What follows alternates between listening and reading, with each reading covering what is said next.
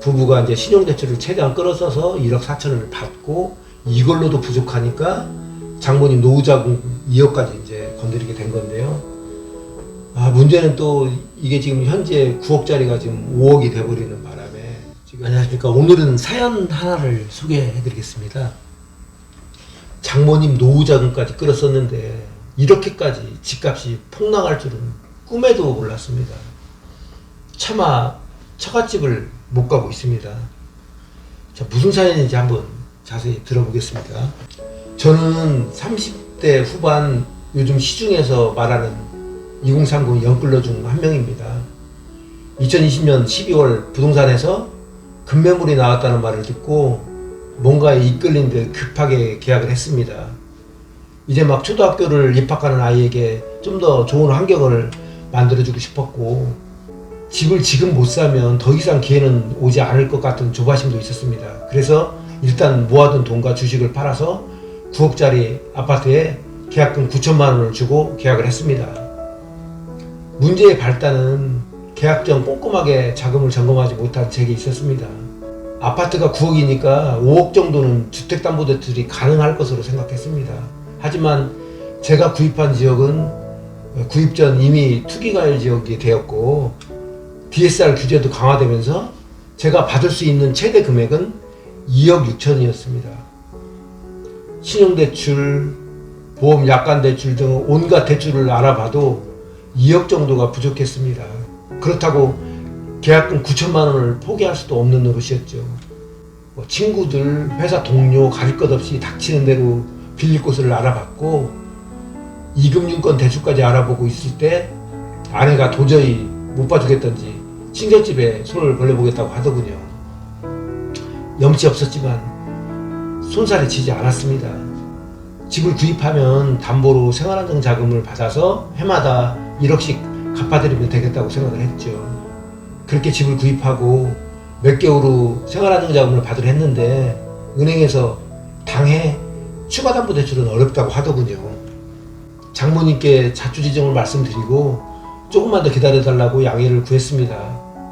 그렇게 해가 바뀌어서 대출을 받으려 했는데 은행활 그새 DSR이 더 강화되어 추가 대출은 불가능하다고 했습니다.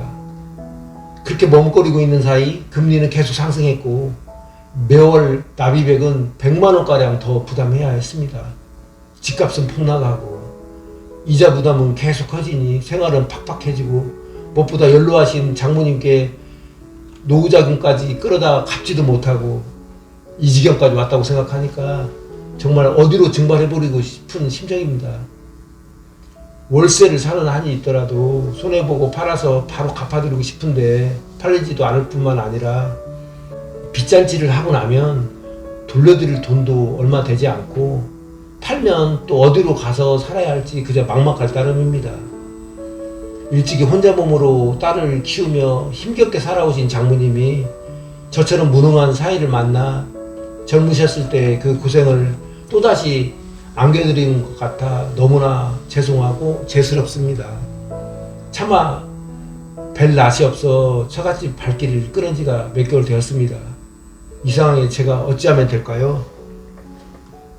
참 딱한 사연이네요. 그 사연을 제가 한번 정리를 해보니까 구입할 때 이제 이분이 9억이 들었습니다.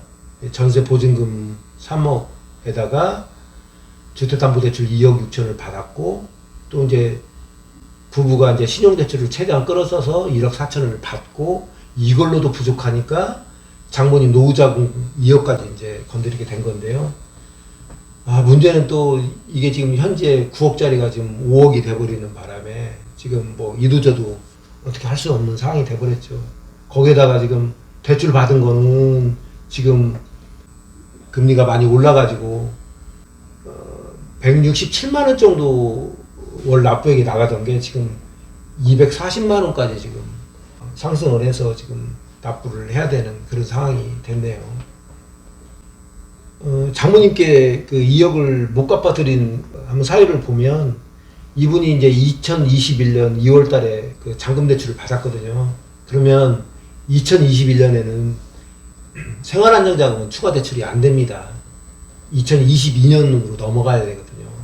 거기다가 이제 이분은 또 직장 생활을 하다 보니까 또 이제 사업자금 대출도 받을 수 없는 상황이고, 이제 그런 과정 속에서 2021년에 7월에는 이제 또 규제적 6억이 초과되는 주택은 또 DSR 40%, 신용대출 1억이 또 초과되는 경우도 DSR 40%가 적용이 되고, 그 다음에 2022년 1월에는 또 뭐 신용대출, 뭐 주택자금 대출뿐만 아니라 뭐 마이너스 대출, 자동차 할부금 같은 경우도 다 총 합쳐서 총 대출이 2억이 초과되면 DSR 40%를 적용하고, 또 작년 7월은 2억에서 또 그 1억으로 또 줄어들었습니다. 그러다 보니까 이 강화된 DSR 때문에 생활안정자금을 더 이상 받을 수가 없는 상황이 됐죠.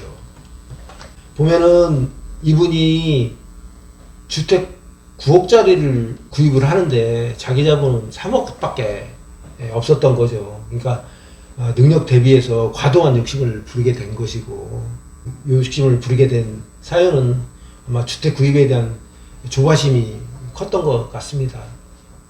거기에다가 이제 현실성 있는 자금 조달 계획을 세부적으로 검토하는 게 좀 부족한 게 아니었나 싶은 생각이 듭니다. 그럼에도 불구하고 자식이 역경에 처했을 때 부모가 냉정한 모습을 보이는 건 참 쉽지 않은 일이죠. 뭐 결과론적인 얘기 같지만 차라리 그때 9천만 원 계약금을 포기했어야 되는 게 아닌가 싶고요.